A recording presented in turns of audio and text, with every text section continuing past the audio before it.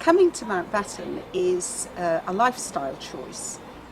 We offer so much more than just teaching and learning. We provide a very broad education which is about developing the whole child into an emerging adult who can be really successful in his or her chosen career.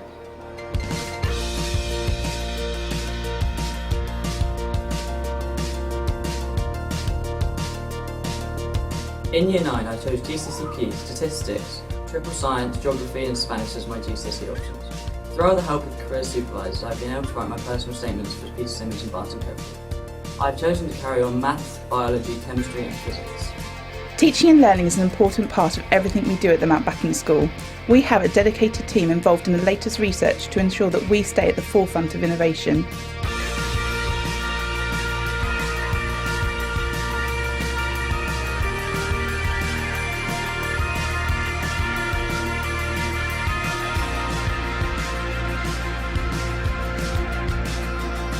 The Academy makes a strong contribution to the personal, spiritual, moral, social and cultural development of students.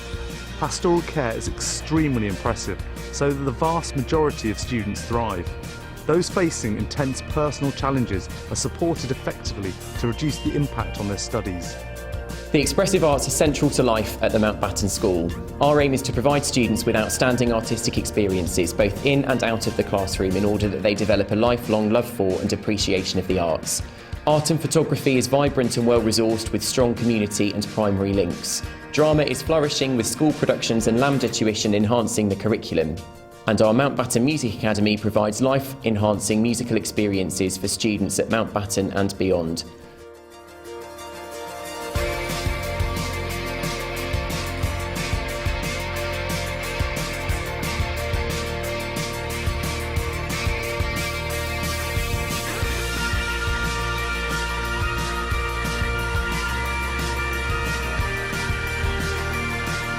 In Mountbatten School there are lots of different extracurricular activities that you can join. We're in Year 7 and we've only been here 3 weeks. We've already joined netball, indoor climbing and trampolining.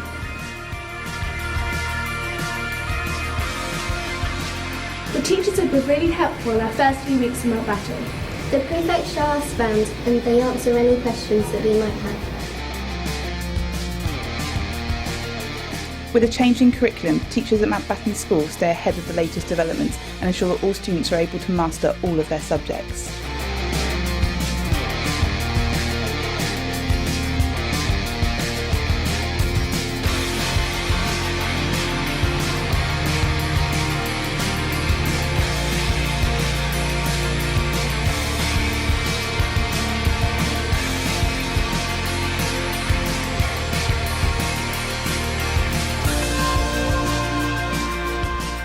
We care, we respect, we achieve. Sing a song of sixpence, a pocket full of rye, 4 and 20 blackbirds baked in a pie. When the pie was opened, the first began to sing, was not that a dainty dish to set before the king? Sing a song of sixpence, sing a song of sixpence. Sing a song of sixpence, a pocket full of rye, 4 and 20 blackbirds baked in a pie.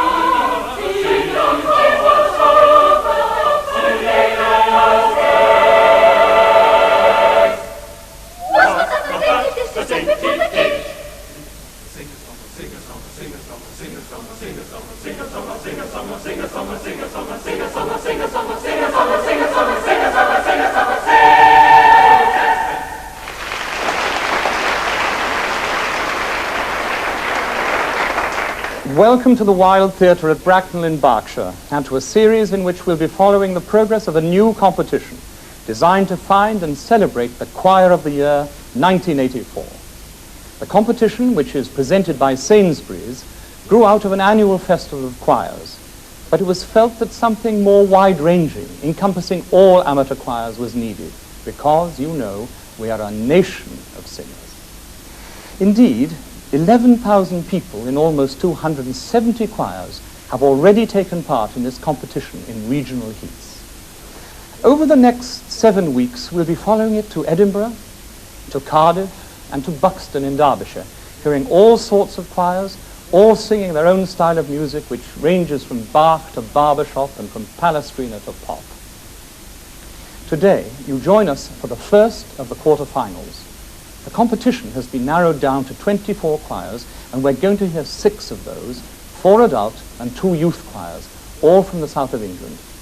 Only 3 of the choirs will go through to the semi-finals, and to select them, we have a distinguished panel of adjudicators, all eminent musicians, but particularly well known for their work in the choral field. Barry Rose has been associated with choirs throughout his career and is shortly to take up the post of Master of the Choirs at the King's School in Canterbury. Dr. Paul Steinitz conducts his own ensemble, the Steinitz Bach players, who perform regularly on London's South Bank. Our third adjudicator, Andrew Parrott, conducts, amongst other groups, the Taverner Choir, which specializes in the performance of 16th century music. They're looking for 2 adult choirs and 1 youth choir from the 6 they'll hear. Each choir performs a program of its own choice, and you at home will be hearing selections from those programs. I have a bonnet trimmed with blue. Do you wear it? Yes, I do. I will wear it when I can. Going to the ball with my young man.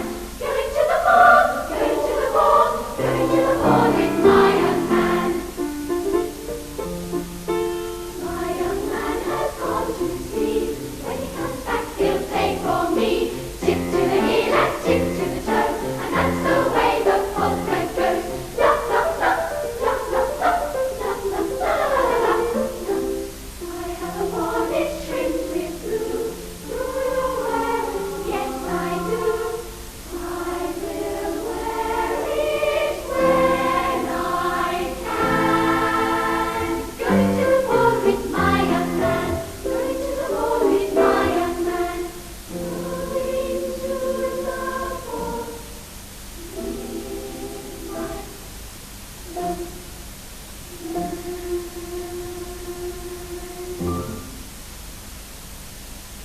The choir of Mountbatten School in Romsey opens the competition, and I must say, there are remarkably few traces of nerves about their performance, bearing in mind that they have a very discerning audience of singers before them.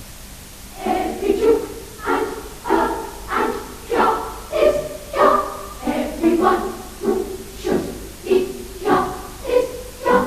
What a smashing, positively dashing spectacle the ascot opening day.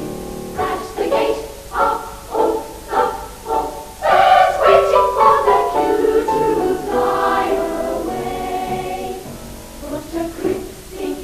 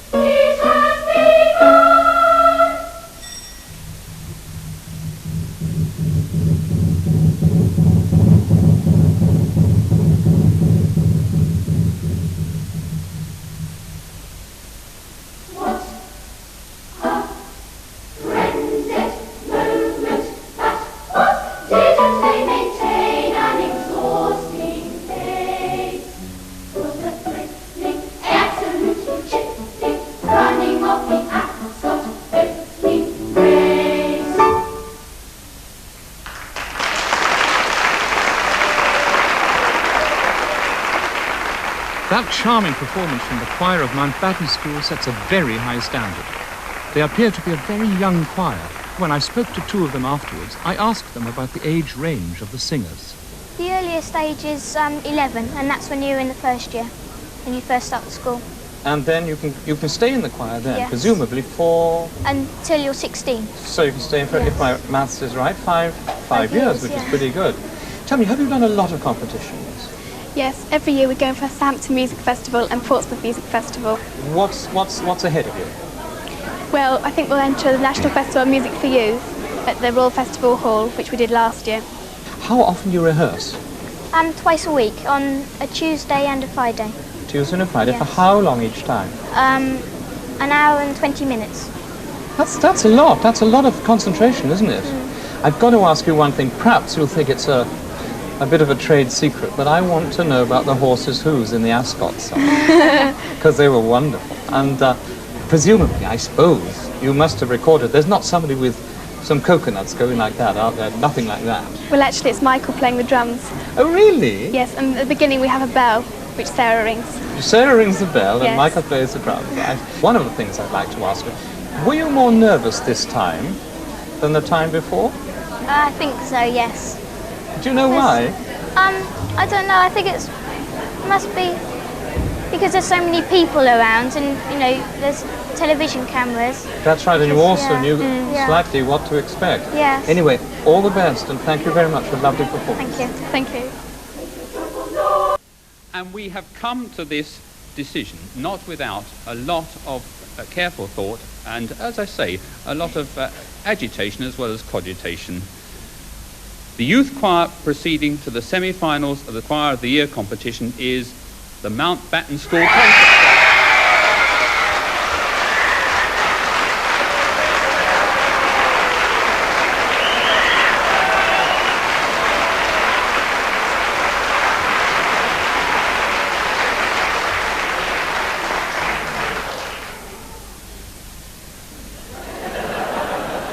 Are you all right down there? And in no special order of preference, the adult choirs proceeding to the semi-finals of the Choir of the Year competition are the Market Harbour Singers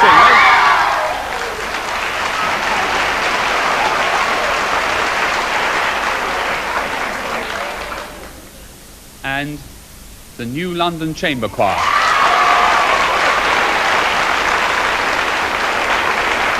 So, Mountbatten School Concert Choir, the Market Harbour Singers, and the New London Chamber Choir go through to the semi-finals, which take place in December.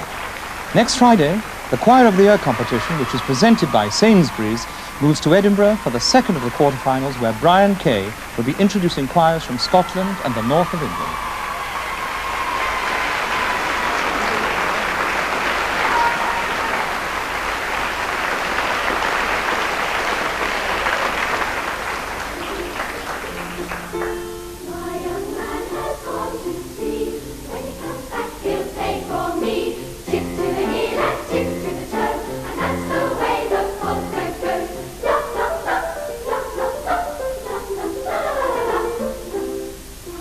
Morning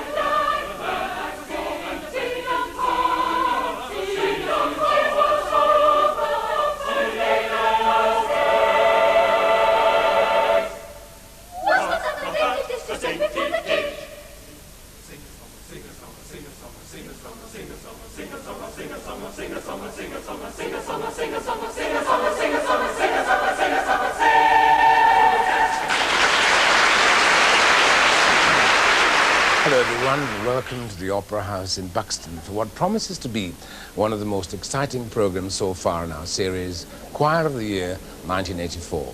Now, the competition, which is presented by Sainsbury's, is nearing its climax, and we already know that the Renaissance singers from Belfast, the new London Chamber Choir, and the City of Sheffield Girls Choir will be singing in the grand finale, which you can see here on BBC Two next Friday. But 3 places still remain to be filled in that final round. And tonight, 6 choirs will be singing what they hope is the successful combination of music to earn themselves one of those places. They're going to be judged by the same panel of 5 adjudicators who presided over last week's semi-final: John Manuel, Barry Rose, Heather Harper, John Rutter, and Peter Skellen.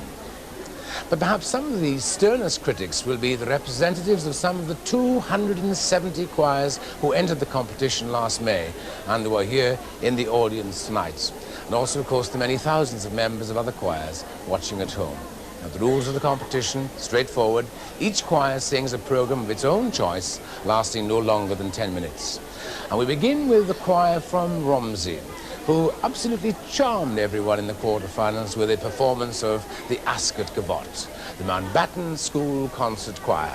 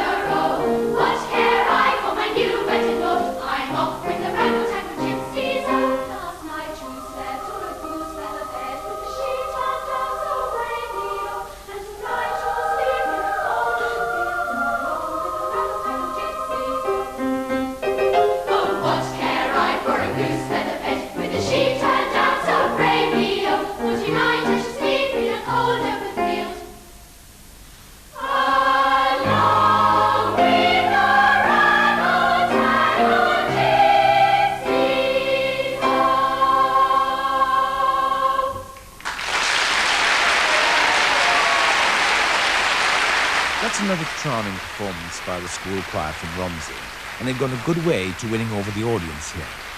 Katie Bull and Victoria Skates told me something about the music in their school. Well, we've got 2 choirs, this choir and the main choir, who do concerts in the summer and a Christmas concert in the Abbey. We've got 2 orchestras, main orchestra and a concert orchestra. And you in all the musical groups, you two? No, I'm not in all of them, anyway. What are you? I'm in the main choir, as well as the concert choir, and the main orchestra, but I'm not in concert orchestra yet, because I'm not good enough. What do you play? The flute. Flute? Yeah. Smashing. Everybody seems to be enjoying this. Have you enjoyed the competition? So what's been the best thing about being part of it? I think watching other people and see how well they sing as well. Do you get jealous if somebody sings better than you? The other? Do you? You don't. Well, we've enjoyed seeing you, not just singing, but smiling as well, because you must have fun, mustn't you, when you're singing?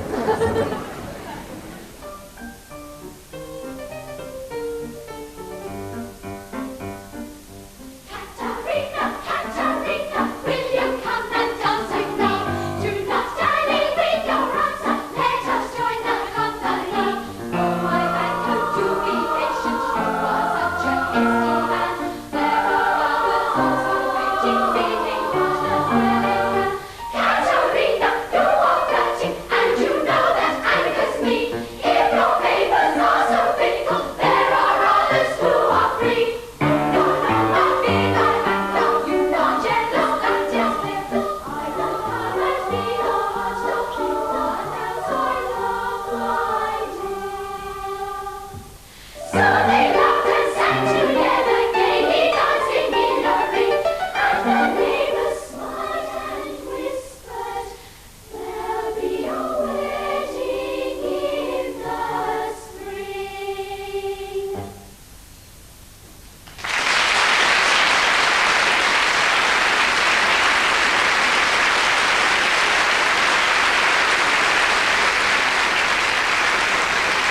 Mountbatten School Concert Choir have travelled all the way from Southampton. Weren't they marvellous?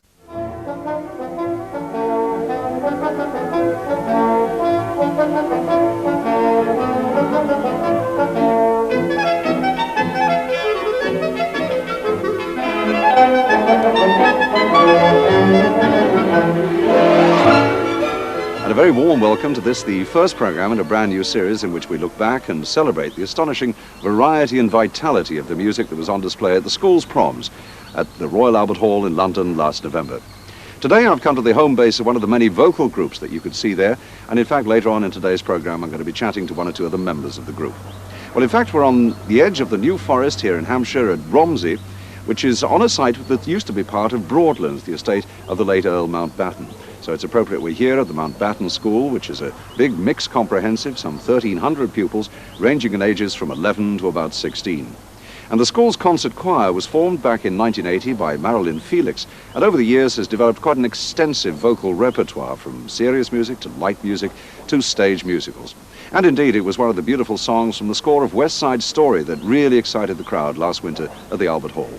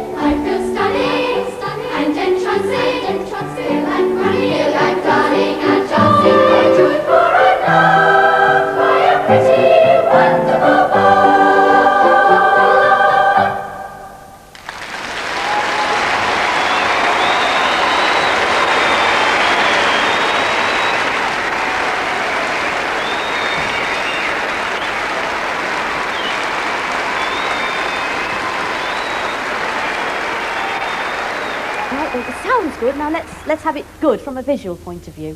Okay? Good attack at the opening, please. Those magnificent men in their flying machines, they go up to their pub, they go down to down, they enchant all the ladies and sail over the seas with their up to their pub and their down to down. Up, down, flying around, looping the loop and defying the ground. They're all frightfully keen, those magnificent men in their flying machines. They can fly upside down with their feet in the air. They don't think of danger, they really don't care. No, I want more than that. That's not enough, okay? You've got to overdo it much, much more. You're frightfully keen. I'd love to hear those R's rolled, okay? Really rolled. Looping the loop. Exaggerate that. The whole thing's got to be exaggerated. Let's take it from up and down again, okay? From there. Right. 1, 2. Down, flying around, looping the loop and defying the ground. Much better. They're all frightfully keen, those magnificent men in their flying machines. They can fly upside down with their feet in the air. They don't think of danger, they really don't care. Come on, tell the story. He had made a mistake.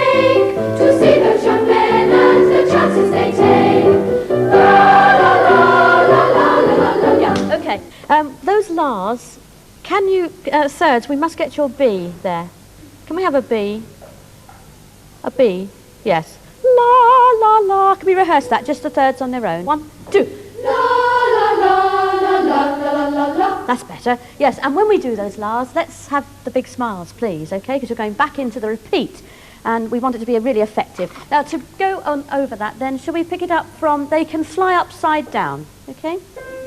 There's your note. After 1, 2, 1. 1, 2, 1. They can fly upside down with their feet. Now, exaggerate. They don't think of danger, they really don't know. Good. Newton would think he has made a mistake to see those young men and the chances they take. La la la la la la la la. Those magnificent men in their flying machines, they go up to the up, they go down to down down, they enchant all the ladies and steal all the seats with their up to up and their down to down down. Up, down, flying around, looping the loop and defying the ground. They're all frightfully keen, those magnificent men, those magnificent men, those magnificent men in their flying machines. Yes, one thing we are losing, when you bring... So now, during a brief break in rehearsal, we've come outside with the conductor, Marilyn Felix, and a couple of members of the choir that sit in the grounds of the Mountbatten School. Let me talk to you first of all, Marilyn. You formed the choir, some 6 years ago. What made you form it in the first place? Well, we had a main choir, a very large main choir of something like 100 pupils, very keen members, and we decided that it would be very nice to form a smaller group as well and be able to achieve a really high standard of excellence with them. So in fact this is what we did, and this is how the concert choir came to be formed. I see. I mentioned right at the start of the programme that the repertoire of the choir is pretty broad, isn't it? How broad is it? Yes, well, very broad. We do a lot of classical songs and also a lot of songs from musicals which are very popular with the children. Yeah, like the one we just heard. Yes, yes, well that's what we call a fun song really. Well, Marilyn, for a second, let's get down to the more mundane things like money. I mean, this is an expensive business. You travel to concerts, which cost money, the uniforms, the music is expensive. Who pays for all that? Well, we do get a certain allowance out of the school budget, but parents are very good and we raise as much money as we possibly can ourselves, and we just about try to make ends meet. Yeah, so how do you get about? How does the transport organise? Through parents, or do you have a van or something? Oh no, we just have to hire coaches, usually, which of course that's the expensive part of it, the hire of the coaches. Okay, now let's turn to Edward. Now, we saw you in action earlier on, Edward, at the Royal Albert Hall doing your party piece. Did you enjoy that? Not really, but I find it goes down well with the crowds, so as long as they get a lot of enjoyment out of it, I don't really mind. And you feel embarrassed when you're doing it, do you? Yes, but I do, quite a lot. What was the atmosphere like at the Albert Hall? Did you enjoy that whole day? It was amazing, really. It's the best concert I've ever been to. Are you looking forward to going again this year? Hopefully, yes. Okay, they'll turn to Tim sitting next to you now. Tim, we just saw you doing a party piece in there with that curious instrument. What's that thing called? It's a swanny whistle. Yeah, do you need any special musical talent to play that? No, it's very easy to play. Yeah. And you obviously enjoy the choir. The thing I noticed when you were rehearsing there, you all seem to be having fun. Do you enjoy it? There are times when you think, oh, I wish I was outside with the friends playing football, but most of the time you think, yes, I do enjoy in the choir. I noticed Marilyn sitting next to you, keeping a beady eye on what you're saying. Well, now let's turn to Karen. You must be one of the youngest members of the choir, Karen, are you? Yes, How old are you? 12. 12. How long have you been in the choir? Since September. Uh-huh. And you enjoying it? Yeah. Yeah. How much time do you spend rehearsing? Twice a week for about 3/4 of an hour each time. Yeah, well, the standard is excellent, I think. You sing very well. What do you listen to at home? Would you rather be singing the music of Wham or George Michael or something? I usually listen to Aha at home or the Beatles. Aha or the Beatles. That's a nice wide musical choice. And Debbie, sitting at the end, you must be coming to almost being the oldest member of the choir, are you? Yes, that's right. I've been in the choir since I was in my first year. I'm now in the 5th year and I'm ready to leave. It's a shame, really. Yeah, you've enjoyed that time, have you? I have, very much, because it's been very beneficial. You know, you get a lot of experience out of doing it. Performing, it gives you a lot of pleasure. So. How do you get in the choir in the first place? Are you dragooned into the choir? Are you ordered to take part?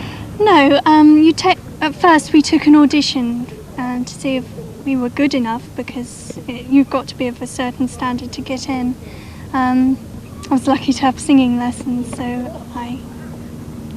when I took my audition, I got in straight away. So. Do you find there's any conflict? I mean, it does take time. We were talking about rehearsing and travelling to concerts. I mean, you're coming up to O-levels, presumably. A lot of work academically to do. Is there a conflict there at all? Well, actually, the music is a nice sideline. It gives you time to relax. So it was nice, and there wasn't too much, to do during the O-levels.